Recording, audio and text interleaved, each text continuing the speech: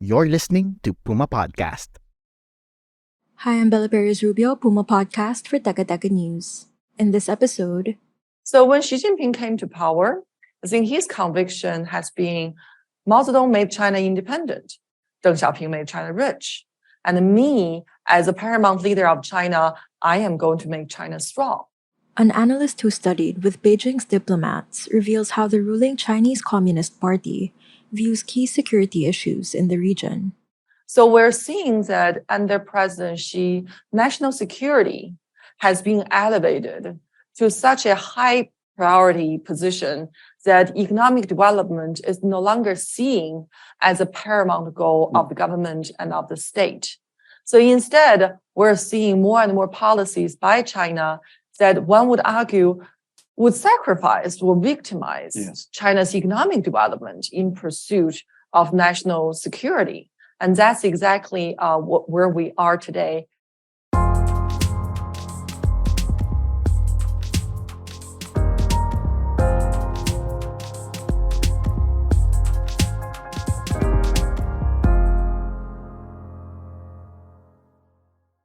I'm originally from China. United States is my adopted country. That's Yun Sun, director of the East Asia Program and the China Program at the Stimson Center.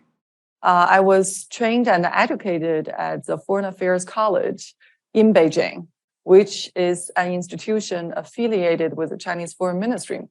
In China, it's nicknamed the cradle of Chinese diplomats. I was there for 7 years, both for undergraduate and graduate studies. Then I decided to come to the United States, basically to see a different story. It looks very different from the Chinese narrative, for sure. Since then, I've been working in the US think tank community for about 20 years now. I'll repeat that. Yun Sun may be based in the US, but she was educated in Beijing, alongside students who would go on to serve as diplomats for the Chinese Communist Party. And it really gives me great access to different perspectives here in the US and also there in China, and to present a different angle to what people usually understand as Chinese foreign policy. I rely primarily on first-hand sources as well as primary language sources to do my research and reach my conclusion. So it's not based on second-hand information or English language media. So my hope is that my work will present the authentic flavor of China's foreign policy, its goals, and its approaches. It's Yun Sun's unique perspective and skills that make this conversation, hosted by the Daniel K. Inouye Asia-Pacific Center for Security Studies, worth a listen. To set the stage, let's delve into China's security policy in the Indo-Pacific. How does China aim to protect its interests here in this vital region? That's James Minnick, a retired U.S. Army colonel. He's also a professor at the same center hosting this forum. Oh, that's a very good and a very broad question. I think to begin with, for the Chinese definition of its national security agenda, coming to this region, the most important agenda is on the issue of Taiwan.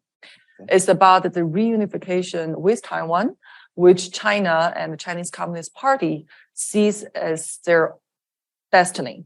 That reunification is not a question, it's a must. The only question is when and how it will happen. So for China, when they look at the issue of reunification, the most important obstacle is the United States, because they see that U.S. potential intervention is the single biggest factor of uncertainty coming to the Chinese use of force against Taiwan. In fact, when they think about the U.S. potential intervention, without that potential, they see that Taiwan doesn't stand a chance. So the opportunity, in their view, for Taiwan to accept a negotiated settlement on the issue of reunification will not happen until Taiwan realizes that U.S. is not going to be their fallback plan. Then and only then will Taiwan be willing to negotiate. How does China balance its strategic interest in the South China Sea? And what specific actions or incidents might lead to heightened tensions or conflict in the region? I think for South China Sea, the center of the tension or the attention from the Chinese side has been the U.S. FONOP, freedom of navigation operations. And in the past, it's still the issue of the U.S. military surveillance and reconnaissance, ISR, in the region. That's intelligence, surveillance, and reconnaissance. Has been perceived as a security threat for China. So the Chinese strategy has been to gradually push U.S. military ISR further away from the Chinese homeland, right, from the Chinese coast.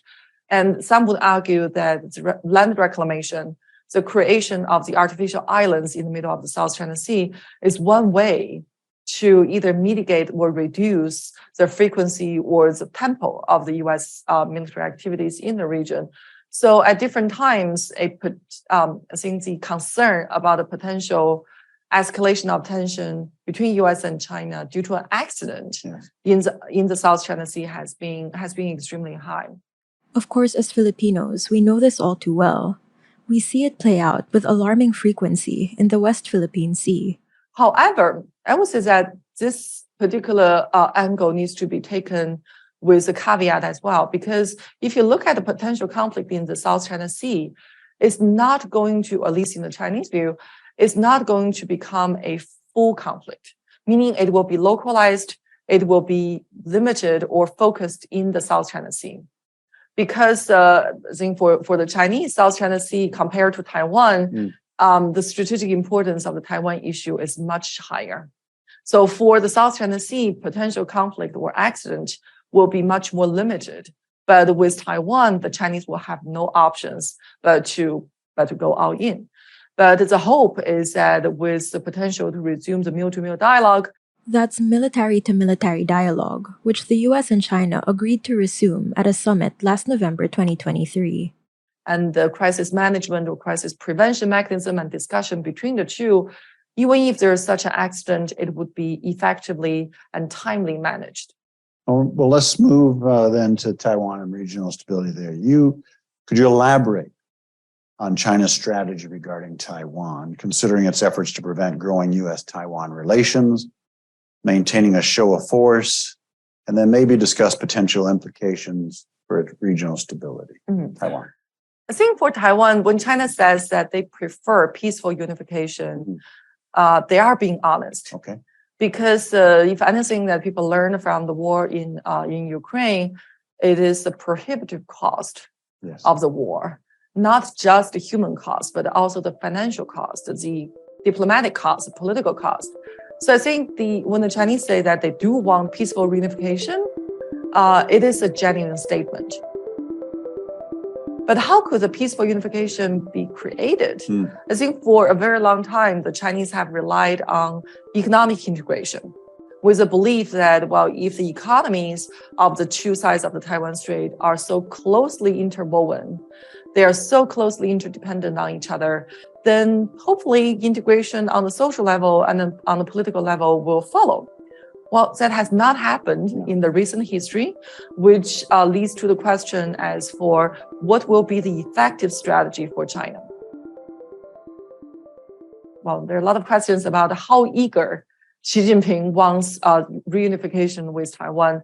And my response has always been, it doesn't matter how eager he is, because he needs to very soberly and realistically assess his capability.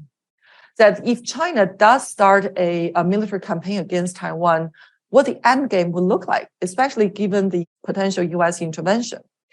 In the event of the U.S. intervention, I don't think the Chinese are confident that they're going to prevail, which means that they will have to carry an extremely high political risk.